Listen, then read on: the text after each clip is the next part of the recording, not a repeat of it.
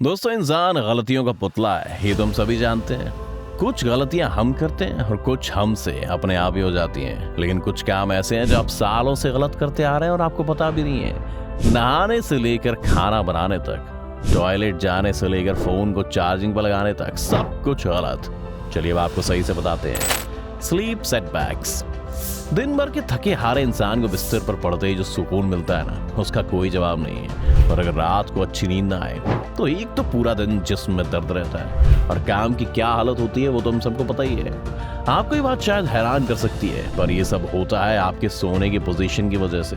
बेशक उल्टा सोना ज्यादातर लोगों को पसंद होता है, लेकिन बेहद नुकसानदायक होता है। इस तरह सोने से आपकी रीढ़ की हड्डी पर बेतुका प्रेशर आता है और तो और इसके बाद जब आप सर को साइड मोड़ लेते हैं तो आपकी स्पाइन की अलाइनमेंट चेंज हो जाती है, जिसकी वजह से आपकी गर्दन में दर्द हो सकता है।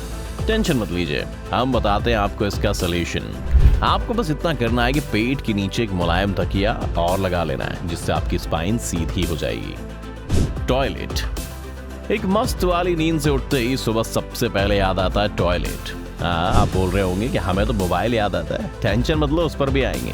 इस हाई प्रेशर सिचुएशन में भले ही आपको खड़े खड़े फटाफट टॉयलेट करने से सुकून मिलता है, लेकिन असल में बैठ कर टॉयलेट करने से आपका ब्लैडर ज्यादा खाली होता है, मतलब आपको ज्यादा सुकून मिलता है। ऐसा इसलिए होता है क्योंकि बैठकर आपकी बॉडी आपके पेट की मसल्स को प्रेशर बनाने के लिए यूज करती है और ब्लैडर ज्यादा खाली हो जाता है, जिससे टॉयलेट ब्रेक्स भी कम हो जाते हैं। ये तो थी नंबर 1 की बात। अब बात करते हैं नंबर 2 की। हम समझ रहे हैं कि ये करना तो बैठकर ही होता है, इसमें कोई बताने वाली बात नहीं है, पर इसमें सही पोजीशन बेहद जरूरी है। इसमें आपको ज्यादा कुछ नहीं करना, बस स्पॉट पर बैठते वक्त एक छोटे स्टूल पर पैर रख लेना। इससे जो पोजीशन आपकी बॉडी पर बनेगी ना, उससे ना तो आपकी बैक में दर्द होगा और आप बाथरूम में बैठकर ज्यादा देर तक फोन चला सकेंगे। बाकी आपको पता है कि लोग कैसे कैसे बैठते हैं और उनकी वजह से ये बोर्ड लगाने पड़ते हैं।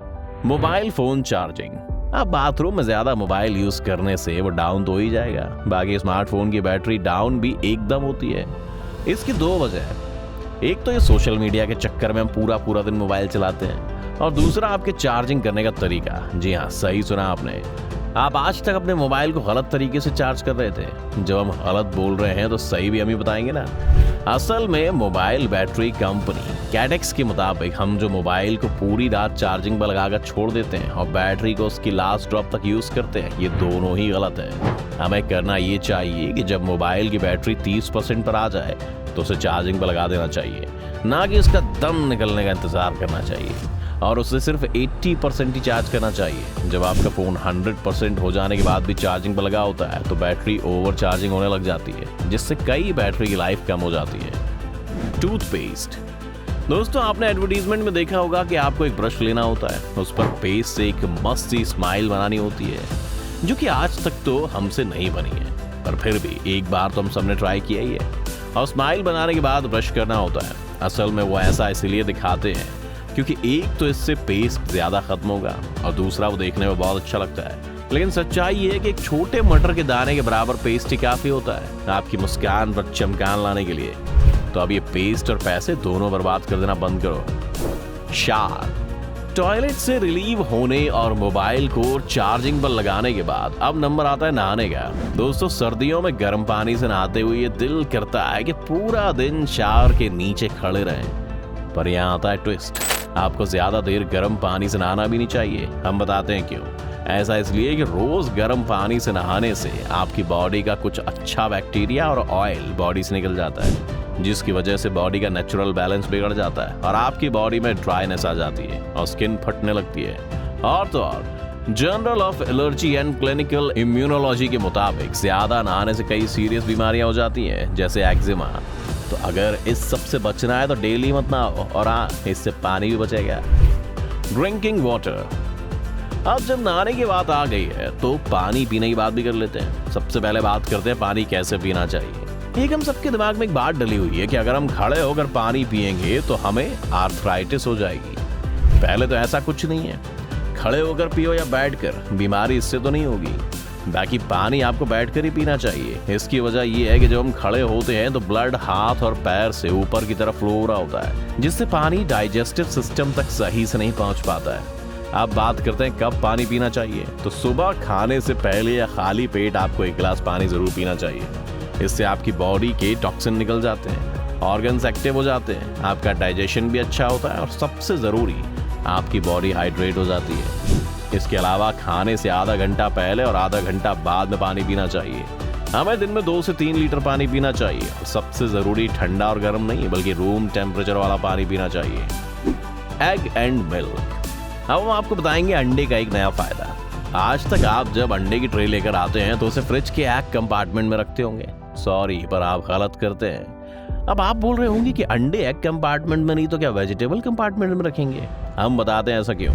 दोस्तों, अंडे को एक 20 डिग्री से कम के कांस्टेंट टेम्परेचर पर रखना होता है जिससे कि वो फ्रेश रहे। पर फ्रिज का दरवाजा जहां पर एग कंपार्टमेंट होता है वो फ्रिज का सबसे गर्म हिस्सा होता है और बार बार फ्रिज का दरवाजा खोलने की आदत तो हम सबकी होती है।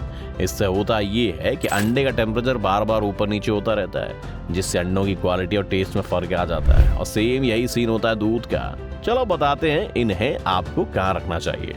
दोस्तों, एक्सपर्ट्स के मुताबिक इस तरह का सामान हमें फ्रीजर के नीचे वाले हिस्से में रखना चाहिए क्योंकि यहाँ टेम्परेचर भी सेम रहता है और ये एरिया भी ठंडा होता है।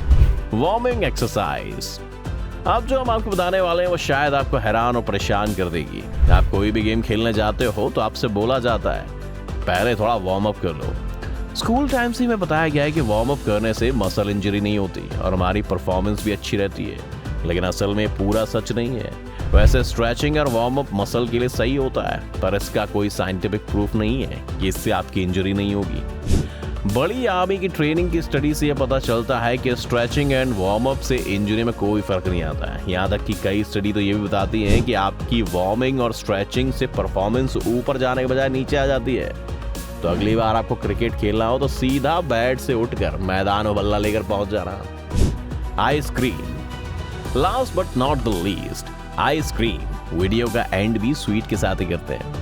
आइसक्रीम हम सबको पसंद होती है दोस्तों। आपने अक्सर एक बात नोटिस की होगी कि जब आप आइसक्रीम को स्टोर से लेकर आते हैं तो वो बहुत सॉफ्ट और टेस्टी होती है, पर जब उसे फ्रिज में रख देते हैं तो हार्ड हो जाती है और उसका टेस्ट भी बदल जाता है। हम बताते हैं ऐसा क्यों होता है। होता यह है कि जब आप आइसक्रीम की एयर टाइट सील को खोलते हैं तो आसपास की हवा में मौजूद वाटर वेपर्स आइसक्रीम के ऊपर जम जाते हैं। तो ऐसे में आप आइसक्रीम को जितना हवा में रखते हैं वो उतनी टाइट हो जाती है। वैसे हमारे पास तो आइसक्रीम का कार्टन 3-4 दिन तक टिकता नहीं है, पर फिर भी आप अगर इसे 2-3 दिन तक खाने का प्लान कर रहे हैं तो आप कार्टन के ढक्कन बंद करते वक्त उसके नीचे वैक्स पेपर लगा सकते हैं या सिर्फ कार्टन को एयर टाइट पॉलिथीन में रखकर मस्त खा सकते हैं। तो दोस्तों, वो क्या क्या था जो आप अब तक गलत कर रहे थे? हमें कमेंट करके सच सच बताइए और साथ ही अपने दोस्तों के साथ भी इस वीडियो को शेयर करना ना भूलें और चैनल को सब्सक्राइब करके बेल आइकन दबाएं।